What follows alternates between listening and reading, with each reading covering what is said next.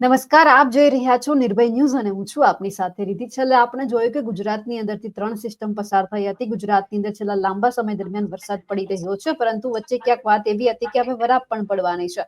પરંતુ વરાપ પડે એ પહેલા જ ક્યાંક ગુજરાતની અંદર નવો રાઉન્ડ શરૂ થઈ ગયો છે. હવે ગુજરાતની પરિસ્થિતિ કેવી રહેવાની છે તેમની ચર્ચા કરીએ. મારી સાથે અત્યારે હવામાન નિષ્ણાંત પરેશ ગોસ્વામી જોડાયેલા છે. પરેશભાઈ, નિર્ભય ન્યૂઝમાં આપનું સ્વાગત છે. જી નમસ્કાર. પરેશભાઈ, છેલ્લે આપણે જયારે વાતચીત કરી હતી ત્યારે વાત એવી હતી કે વરાપ નીકળશે, પરંતુ એ જ સમય દરમિયાન જયારે વરાપની વાત કરી ત્યારે વરસાદનો નવો રાઉન્ડ શરૂ થઈ ગયો. ગુજરાતની પરિસ્થિતિ કેવી રહેવાની છે અને હવે કોઈ નવી સિસ્ટમ આવે છે ખરી? ચોક્કસથી બેન, આમ જોવા જઈએ તો અત્યારે આ જે વરસાદી રાઉન્ડ ચાલુ થયો છે ને, જે આમ તો લગભગ 3-4 તારીખથી રાજ્યની અંદર અલગ અલગ વિસ્તારોમાં જે સારા એવા વરસાદો નોંધાઈ રહ્યા છે, તે એટલું ચોક્કસ કહી શકાય કે આ મોટો અને સાર્વત્રિક રાઉન્ડ છે. આ ગુજરાતના કોઈ છૂટાછવાયા વિસ્તારોની અંદર નથી. આ સાર્વત્રિક ઉત્તર ગુજરાત હોય, કચ્છ હોય, સૌરાષ્ટ્ર હોય, મધ્ય હોય કે દક્ષિણ ગુજરાત હોય, ગુજરાતના તમામ ભાગોની અંદર વરસાદો પડી રહ્યા છે. અને આ રાઉન્ડ જે આગળ કેટલા દિવસ ચાલશે, શું થશે એની વાત કરવા જઈએ, પણ એક વાત એ પણ છે કે અત્યારે ખેડૂતોની જે એક ચિંતા છે, એમાં બધાની અલગ અલગ ચિંતા છે.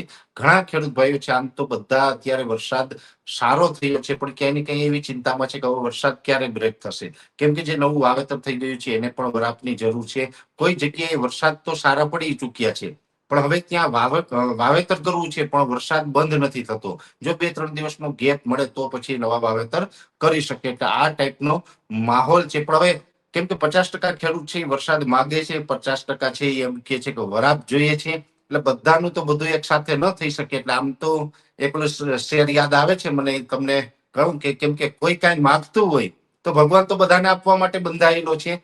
એક વ્યક્તિએ ખુદા પાસે જેને કીધું કે મેને ખુદા સે દુઆ માંગી, दुआ में मैंने अपनी मौत मांगी, मैंने खुदा से दुआ मांगी, दुआ में मैंने अपनी मौत मांगी, तो खुदा बोला कि मौत तो मैं तुझे अभी दे दूं, लेकिन उसे क्या तू जिसने तेरी लंबी उम्र की दुआ मांगी.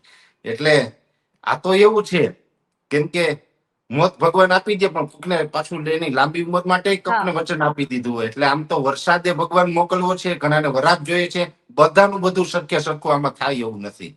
એટલે અત્યારે જે સિસ્ટમ હતી, જે 3 તારીખથી ગુજરાત ઉપર આવીને ગુજરાત ઉપરથી પસાર થઈ છે, એટલી મોટી સિસ્ટમ હતી, ખૂબ ધીમી ગતિએ ચાલતી હતી, જેને કારણે સાર્વત્રિક વરસાદ થયા છે. મુખ્યત્વે આ રાઉન્ડની અંદર ઉત્તર ગુજરાતના અમુક સેન્ટરની અંદર થોડુંક વધારે વરસાદ થઈ ગયો છે. કચ્છમાં પણ છેલ્લા 24 કલાકની અંદર સારો વરસાદ પડ્યો છે. અને એ સાથે દક્ષિણ ગુજરાતની અંદર આ રાઉન્ડની અંદર ખૂબ સારા વરસાદો નોંધાયા છે. અત્યારે એ સિસ્ટમ છે એ પશ્ચિમ સૌરાષ્ટ્ર અને કચ્છના અમુક ભાગો ઉપર એના અમુક પાર્ટ છે રહેલા છે. હજુ પણ એ પશ્ચિમ દિશા તરફ આગળ વધતી જાય છે. એક બીજી સિસ્ટમ છે, બંગાળની ખાડીમાંથી આગળ વધી છે. એ સિસ્ટમ અત્યારે લો પ્રેશરની કેટેગરીમાં છે. એ સિસ્ટમ અત્યારે ઓડિશા ઉપર છે. જો કે એ ઓડિશા ઉપર આવેલી સિસ્ટમ છે એ ગુજરાત તરફ આવે તેવી શક્યતાઓ નથી. એ ઓડિશાથી ઉત્તર તરફ, એટલે કે ઉત્તર ભારત તરફ આગળ નીકળશે અને ઉત્તર ભારતમાં એની અસર થશે. એની અસર ગુજરાતમાં નહીં થાય. એટલે હવે આવતીકાલે 8 જુલાઈ છે ને, 8 જુલાઈથી ધીમે ધીમે હવે આ રાઉન્ડ છે એમાં થોડોક વરસાદનો ઘટાડો થશે. એટલે વરસાદની તીવ્રતા અને વરસાદના વિસ્તારો એમાં ઘટાડો થશે. જોકે સંપૂર્ણ વરાપ આપણે 11 તારીખ પછી, એટલે કે 12-13 તારીખથી સંપૂર્ણ વરાપ થાય તેવી શક્યતાઓ અત્યારે લાગી રહી છે. આ સિસ્ટમ જે 700 એચપીએ લેવલેથી પસાર થઈ છે, એટલી મજબૂત સિસ્ટમ હતી કે એનો જે અમુક ભેજ હોય છે એ 850 એચપીએ લેવલે હજુ પણ જોવા મળી રહ્યું છે. એટલે ગુજરાત ઉપર 850 એચપીએ લેવલે એક હળવું સર્ક્યુલેશન દેખાઈ રહ્યું છે. અને આ સર્ક્યુલેશનને કારણે હજુ પણ આપણે 11 તારીખ સુધી વરસાદો ચાલુ રહેવાના છે. જો કે આજે 7 તારીખ અને આવતીકાલે 8 તારીખે રાત સુધી, એટલે કે આવનારા 24 કલાક સુધી હજુ રાજ્યના અલગ અલગ વિસ્તારોની અંદર સારા વરસાદો જોવા મળશે. જેમાં ખાસ કરીને પશ્ચિમ સૌરાષ્ટ્રમાં દ્વારકા, જામનગર, પોરબંદર, કચ્છના દરિયાઈ કાંઠાના ભાગો અને એ સાથે દક્ષિણ ગુજરાતના તમામ જિલ્લાઓની અંદર 24 કલાક સુધી હજુ પણ મધ્યમથી ભારે ને 1-2 સેન્ટરમાં અતિ ભારે વરસાદ નોંધાય તેવું એક અનુમાન છે. અને 8 તારીખ પછીથી જે આ સર્ક્યુલેશન છે એ અરબ સાગરમાં પશ્ચિમ દિશા તરફ વધુ આગળ નીકળી જશે. પછી આપણે 9 તારીખથી વરસાદની તીવ્રતામાં ઘટાડો થશે. પછી 9, 10 અને 11 જુલાઈ આ 3 દિવસ એવા હશે કે જેમાં 850 એચપીએ લેવલે મેં જે આપણે વાત કરીએ છીએ, 850 એચપીએ લેવલેથી જે ભેજ આપણે પસાર થઈ રહ્યો છે, એ ભેજને કારણે હળવા ભારે ઝાપટાઓ જોવા મળશે. પછી હેવી વરસાદો નહીં હોય, પણ હળવા ભારે ઝાપટાઓ છે એ 8, 9 અને 10 તારીખ એમ 3 દિવસ સુધી જોવા મળે એવી શક્યતાઓ છે. ને એ 3 દિવસ દરમિયાન જે હળવા ભારે ઝાપટાઓ જોવા મળશે તેમાં પણ પાછું દક્ષિણ ગુજરાતની અંદર એની તીવ્રતા વધારે રહેશે અને મધ્યપ્રદેશ બોર્ડર વિસ્તારમાં, જેમાં છોટાઉદેપુર અને પંચમહાલ આ વિસ્તારોની અંદર થોડીક તીવ્રતા વધારે રહેશે. બીજા વિસ્તારોની અંદર સામાન્ય તીવ્રતા હશે. અને એ પ્રકારે આપણે 11 તારીખ સુધી હજુ પણ વરસાદો છે એ ચાલુ રહેવાના છે. 12 તારીખથી પછી ધીમે ધીમે આપણે વરાપ મળશે. એટલે 1 અઠવાડિયાની વરાપ હોઈ શકે છે. હવે જે 1 અઠવાડિયાની વરાપની વાત કરીએ છીએ, એટલે આમ તો આપણે વાતાવરણ છે ખુલ્લું થશે, વરાપ જોવા મળશે, કોઈ જગ્યાએ વાદળછાયું વાતાવરણ હશે, કોઈ જગ્યાએ ખુલ્લું હશે. પણ એક ચોક્કસ છે કે વરાપ હોય છતાં પણ ચોમાસું અત્યારે સક્રિય છે, ચોમાસું ચાલી રહ્યું છે, મોટી સિસ્ટમો આપણી ઉપરથી પસાર થઈ છે. એટલે છૂટાછવાય કોઈ જગ્યાએ હાવ સામાન્ય રેડા ઝાપટા પડીએ એ અપવાદરૂપ રહેશે. બાકી 11 તારીખ પછીથી કોઈ મોટો વરસાદ છે એ 1 અઠવાડિયા માટે થાય તેવી શક્યતાઓ નથી. એટલે 1 અઠવાડિયાની વરાપ છે એ 11 તારીખ પછીથી ગુજરાતની અંદર જોવા મળે તેવું એક અનુમાન છે.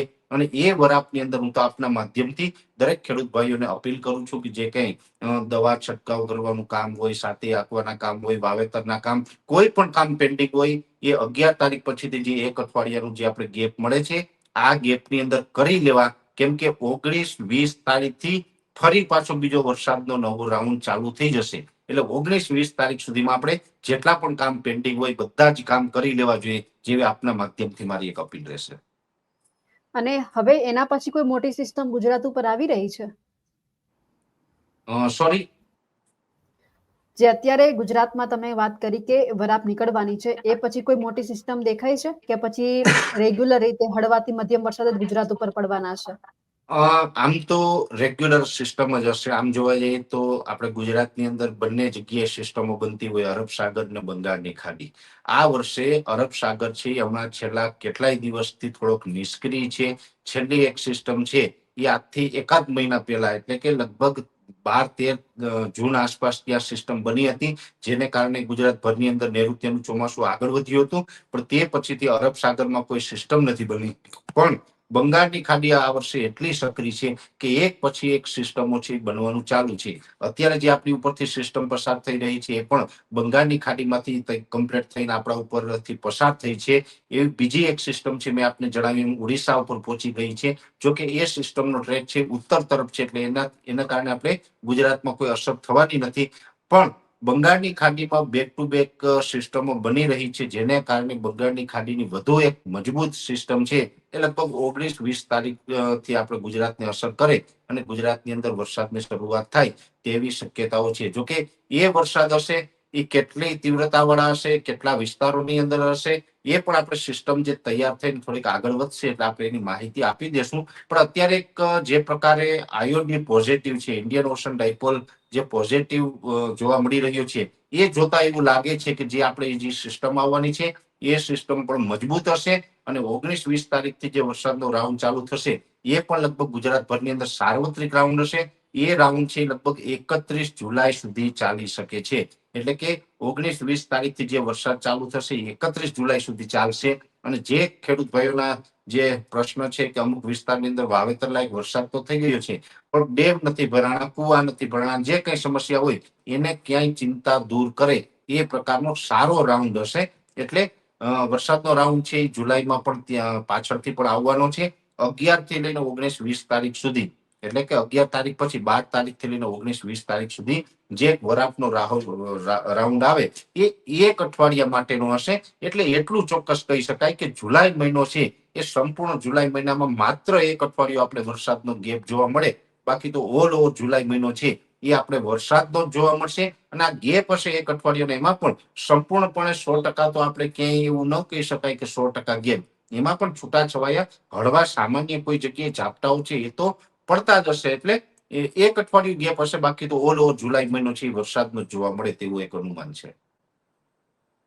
બિલકુલ પરેશભાઈ, આપ અમારી સાથે જોડાયા, આપનો ખૂબ ખૂબ આભાર. તો જે રીતે ખેડૂતો અત્યારે ક્યાંક રાહ જોઈ રહ્યા છે કે હવે ધીમે ધીમે વરાપ નીકળે તો પછી ક્યાંક જે જમીન છે તેમને પણ જયારે તડકાની જરૂર પડે છે તો ખેડૂતો પણ રાહ જોઈને બેઠા છે, નિંદામણ કરવાનું હોય છે, સાથી આંકવાના હોય છે. એટલે ક્યાંક હવે આગાહી કરી દેવામાં આવી છે કે થોડા સમયની અંદર વરાપ નીકળવાની છે, પરંતુ ફરી એક વખત એના પછી ગુજરાતમાં વરસાદનો રાઉન્ડ શરૂ થવાનો છે. તે માટે જે રીતે પરેશ ગોસ્વામીએ વાત કરી તેમને લઈને આપનું શું માનવું છે, કમેન્ટ કરીને ચોક્કસથી જણાવજો. સાથે જ અમારી નિર્ભય ન્યૂઝ ચેનલને લાઇક, શેર અને સબસ્ક્રાઇબ કરવાનું ભૂલશો નહીં. નમસ્કાર.